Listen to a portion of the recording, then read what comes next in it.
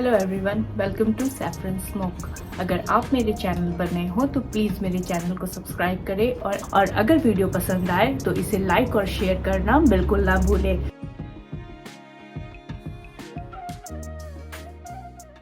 चना दाल समोसा बनाने के लिए सबसे पहले हमें चने दाल को भिगो लेना है। तो हमने यहाँ पर 3 से 4 घंटे तक चने दाल को भिगो लिया है, उसका पानी निथार लें। अब चलिए अपने चने दाल को हम पका लेते हैं। तो हमने प्रेशर कुकर में चने दाल को पलट दिया है, उसके साथ ही हम इसमें कुछ और भी चीज़ें मिलाने वाले हैं। तो चने दाल को डालने के बाद हम इसमें, जैसे हमने 1 कप चना दाल लिया है तो हम 2 कप पानी मिला रहे हैं। इसके साथ ही हम नमक मिलाएंगे। तो हमने यहाँ पर 1 छोटी चम्मच नमक और आधी छोटी चम्मच हल्दी का यूज़ किया है। तो चलिए अब हम अपनी कुकर की लिड बंद करते हैं और 1 सीटी आने तक हमें अपने चने दाल को अब पकानी है। अब एक बड़े मिक्सिंग बाउल में हमें लेनी है 2 कप मैदा। तो हमने यहाँ पर 500 ग्राम मैदे का इस्तेमाल किया है। इसके साथ हम इसमें आधी छोटी चम्मच नमक मिला रहे हैं। अब हमें इसे अच्छी तरह से मिक्स कर लेना है। तो हमें यहाँ पे पट्टी बनानी है इसकी, हम पट्टी समोसा बनाने जा रहे हैं। इसके साथ ही अब हम इसमें तेल मिलाने वाले हैं। तो हमने यहाँ पर 2 छोटी चम्मच तेल का इस्तेमाल किया है। अब हमें अपने जो इस मिक्स को अच्छी तरह से हाथों से एकदम क्रम्बली टेक्सचर आने तक, यानी एकदम खुरदरा होने तक इसे मिक्स करना है, जब तक ये थोड़ा खुरदुरा ना दिखने लगे। तो हल्के हाथों से आपको मैदा को, जो हमने ऑयल डाला है उसके साथ ऐसे मिक्स करना है जैसे मैं यहाँ पर कर रही हूँ। अब हमें थोड़ा थोड़ा पानी डालते हुए इसका एक सॉफ्ट आटा गूंद लेना है।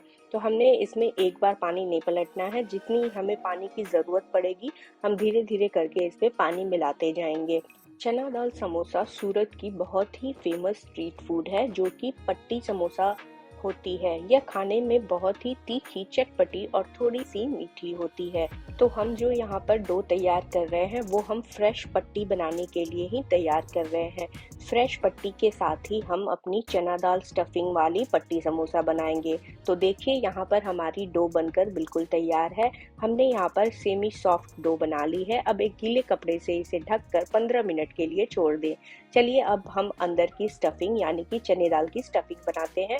तो एक पैन में हमने 2 टेबलस्पून के करीब यानी 2 बड़े चम्मच ऑयल ले ली है। इसे पैन में अच्छी तरह से मिला लें। इसके साथ ही अब हम इसमें 1/4 टीस्पून यानी 1/4 छोटी चम्मच के करीब इसमें जीरा और सौंफ मिलाएंगे। दोनों हमने 1/4 चम्मच ही ली है।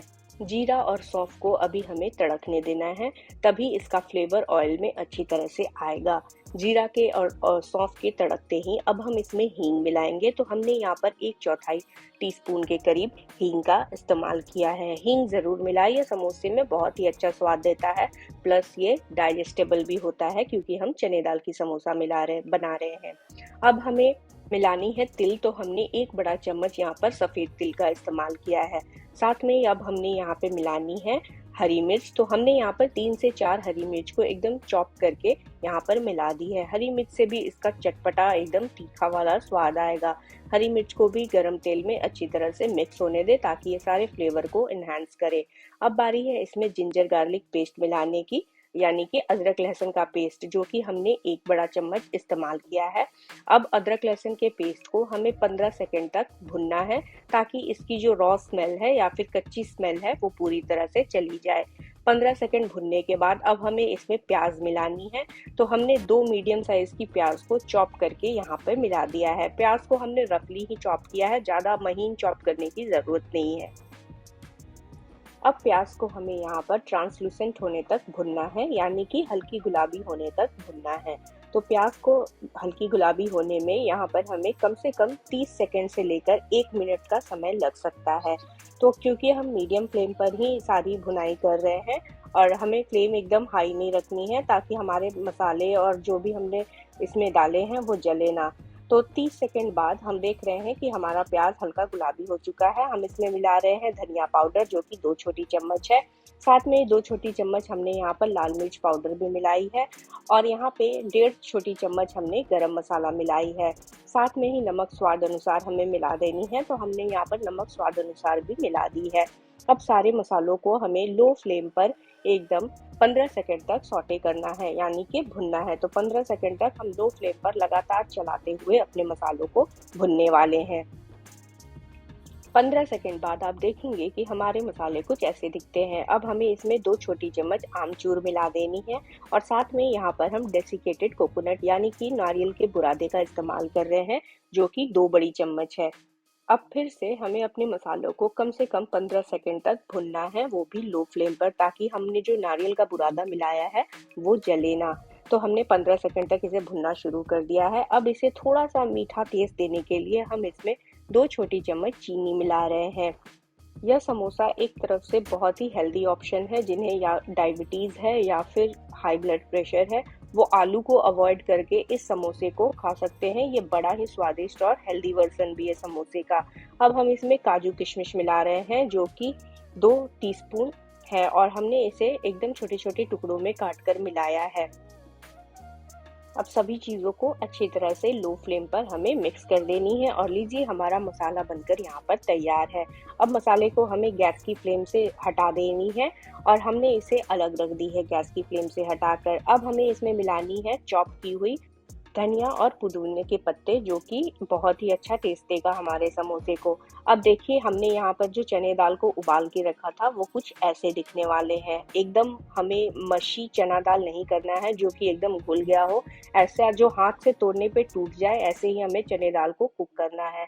अब अपने इस कुक चने दाल को हमने जो प्रिपेयर मसाला किया है उसमें मिला देंगे। साथ में ही हम इसमें नींबू मिलाएंगे, जो कि 1 बड़ी चम्मच है। तो फ्रेश लेमन जूस को हमने यहाँ पर मिलाया है, जो कि हमारे समोसे को बहुत ही अच्छा स्वाद देने वाला है। अब लेमन जूस मिलाने के बाद हमने अब चने दाल को मसाले के साथ अपने अच्छी तरह से मिक्स करना है। तो इसमें थोड़ा टाइम ले और इसे अच्छी तरह से मिक्स करें। तो हमने यहाँ पर एकदम चने दाल को मसाले के साथ अच्छी तरह से मिक्स कर दिया है। तो मसाले में मिक्स होने के बाद हमारा चना दाल का मिक्स कुछ ऐसा दिखने वाला है, आप यहाँ पर देख सकते हैं। तो अब बारी है डो की। तो हमने डो को अभी कवर से हटा दिया है और देखिए हमारा सेमी सॉफ्ट डो यहाँ पर बनकर तैयार है। इसे अच्छी तरह से हमें फिर से मिला लेना है और उसके बाद 1 सेंटीमीटर के टुकड़ों में हमें इसे काट लेना है। तो हमने यहाँ पर 12 से 15 टुकड़ों में 1 सेंटीमीटर के टुकड़ों में अपने डो को कट कर लिया है। इनको पीसेस में कट करते वक्त इस बात का ध्यान रखें कि हमें जो रोटी बनानी है वो थोड़ी बड़ी बनानी है, तो इसलिए इसे थोड़े बड़े टुकड़ों में काटे। इसलिए मैंने 1 सेंटीमीटर का आपको कहा था कि 1 सेंटीमीटर के टुकड़ों में हमें काटनी है। चलिए अब इसे हाथों में रोल करते हुए हम इसके पेड़े बना लेते हैं और पेड़े बनाने के बाद अब हमें इनकी रोटियां बनानी है। तो हमने एक एक करके यहाँ पे सारे के पेड़े बना लिए हैं और चलिए अब हमें थोड़ा सा आटा डस्ट करके या फिर मैदा डस्ट करके अपने बोर्ड पे रोटियां बेलनी है। तो हमने यहाँ पर रोटियों को बेलना शुरू कर दिया है। तो हमें क्या करना है कि जितनी भी हमने पेड़े बना के रखे थे, हमें एक एक करके सबकी रोटियां बना लेनी है। आप एक अलग प्लेट ले लें और उसमें सारी रोटियों को जमा करते जाएं। तो यहाँ पर हमने अपनी पहली रोटी बेलनी शुरू कर दी है।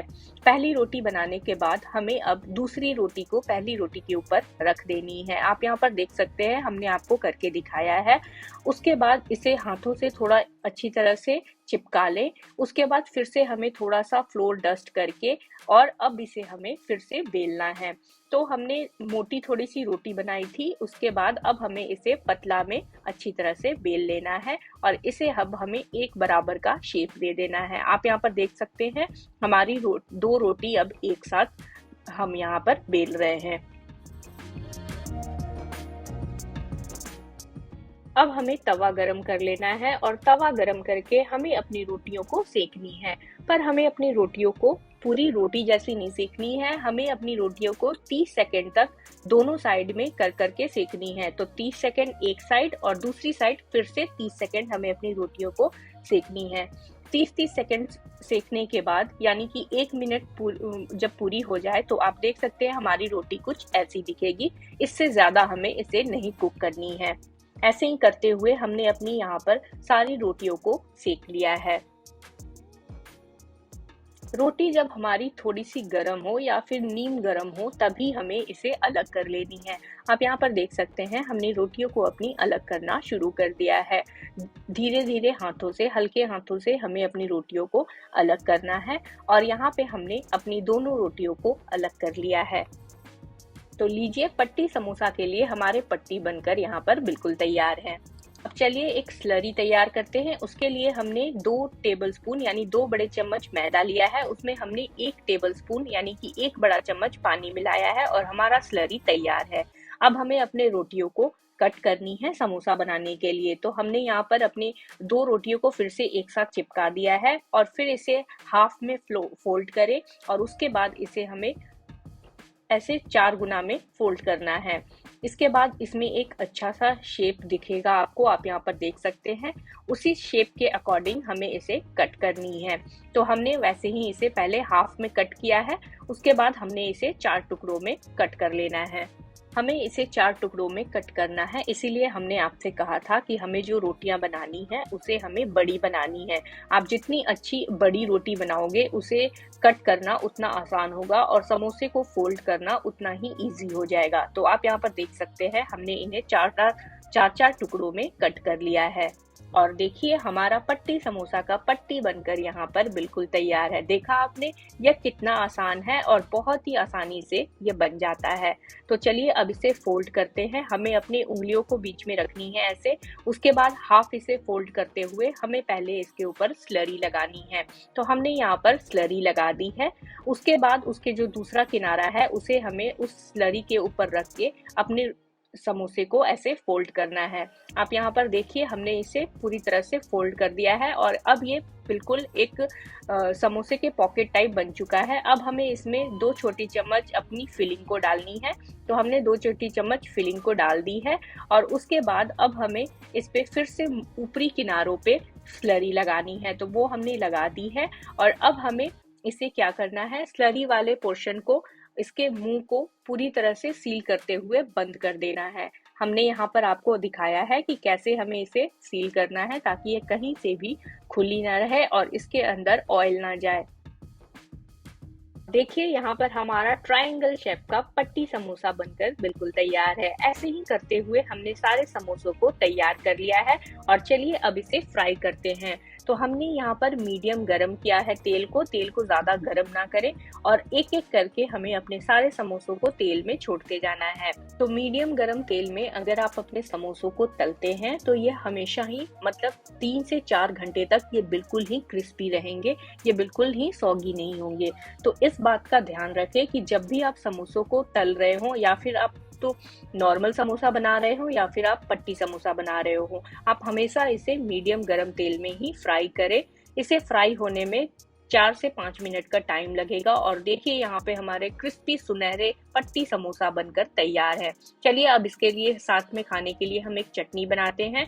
तो यहाँ पे हमने आधा बंच कोरिएंडर और आधा बंच मिंट का ले लिया है। उसके साथ हम उसमें 4 हरी मिर्च डाल रहे हैं और जो चना दाल का मिक्स हमने बचा कर रखा था 2 बड़े चम्मच, वो भी हमने मिला दी है और साथ में ही 2 बड़े चम्मच हमने इसमें फ्रेश नींबू का रस मिलाया है। चटनी में नमक स्वाद अनुसार रखें। उसके साथ ही अब हम इसमें थोड़ी सी पानी मिलाएंगे और हमारी हरी चटनी बनकर यहाँ पर बिल्कुल तैयार है। गर्मा गर्म खट्टी मीठी और तीखी चटपटी समोसों के साथ ये चटपटी चटनी आपका मुंह का टेस्ट बिल्कुल जायकेदार कर देगी। दोस्तों आप मुझे कमेंट सेक्शन में बता सकते हैं कि क्या आपने पहले चना दाल के पट्टी समोसे ट्राई किए हैं। अगर आपने ट्राई किए हैं या फिर नहीं किए हैं तो प्लीज मुझे कमेंट सेक्शन में जरूर बताएं कि आपको ये रेसिपी कैसी लगी। और अगर चैनल पर नए हो तो प्लीज चैनल को सब्सक्राइब करें और अगर वीडियो पसंद आए तो इसे लाइक और शेयर करना बिल्कुल ना भूलें।